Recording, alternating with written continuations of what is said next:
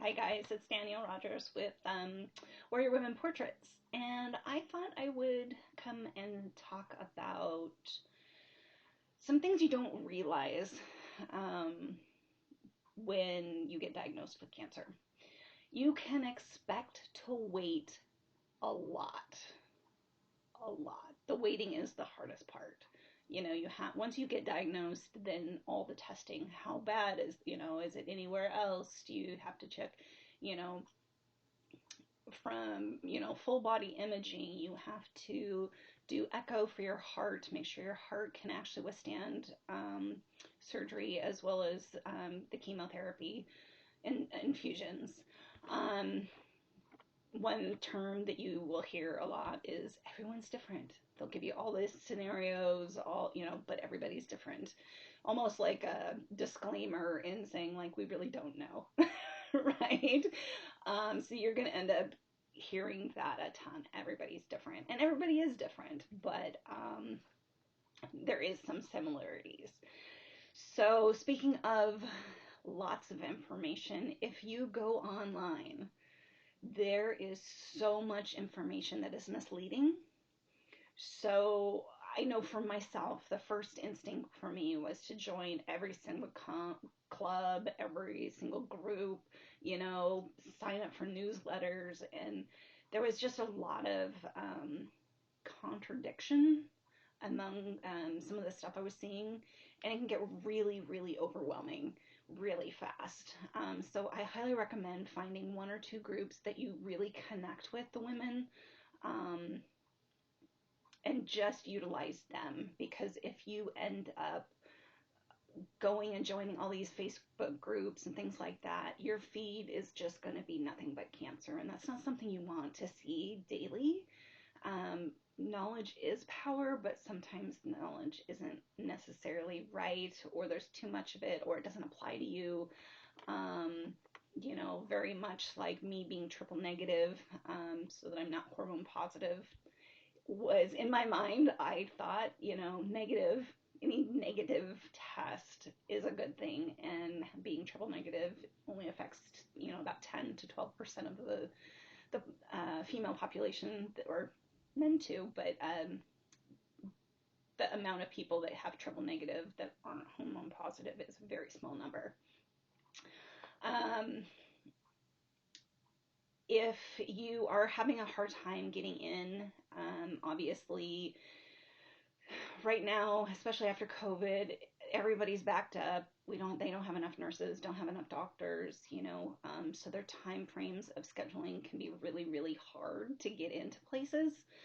But I will tell you firsthand, just play the cancer card. If you mention cancer, they will get you in faster, um, as they should, right? Some of the testing that you are having to have done is going to directly impact the type of treatment you have. So getting into testing as quickly as possible is actually a really big priority, at least in my opinion. So call around. Like, if there's a place that doesn't have an appointment and they seriously cannot get you in, see if there's someone else that you can go to.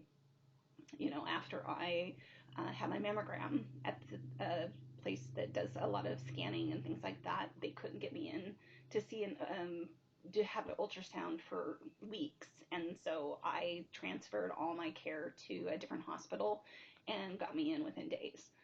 So that is everything. Any kind of appointment, right? You can utilize my chart. They are there. I know it probably seems like you're bugging them consistently, but they're there to help. They're your team, and the more that they can help ease your mind, the better it's going to be for you. Um, so definitely, just advocate for yourself. I know that seems really kind of silly, but um, sometimes you know your body more than anybody else. So, for instance, my surgeon was like, you really just don't need a double mastectomy, you just need a lumpectomy. And then my oncologist was like, we should do chemo first and then surgery. And I was like, no, I really want to have an aesthetic flat closure, so I have no breasts, and do surgery first because I was triple negative and it was a grade 3. It was building and growing at a rapid rate. I wanted it out. Um, and so I advocated for myself to do that. And because of it, it actually reduced my chemo treatment plan in half, because we've realized that after surgery, the cancer had not gone into any of my lymph nodes. So therefore, 8 rounds versus 4 rounds of chemo wasn't only like a really small difference as far as improvement. It was like, I think she said it was like 8% of a better chance of getting it all, versus, just doing 4 rounds. And so because I fought for having surgery first, the other journey got cut in half, and that was huge. And was in the whole system was the whole process and the whole journey was done in a year. So you'll end up finding some really, really almost to the point where you need like a glossary of terminology, because they love to use acronyms. So that might be another thing to have on hand, of like, what is DCIS? What is, just all the DMX, and what does that mean? And you don't realize what these terms are, but they're utilized so much in a cancer journey that you do start picking it up. So if you're overwhelmed right now, I promise it will get, I don't want to say easier, but you'll find some more clarity in understanding the cancer journey and what your treatment plan actually is. And yeah. So, but if you have any questions, please feel free to leave a comment. I'd be happy to answer them if I can. I'm obviously not a licensed professional, but I have gone through it, so I do have some insight that I might be able to provide. So just let me know. All right, guys, I hope you have a great day.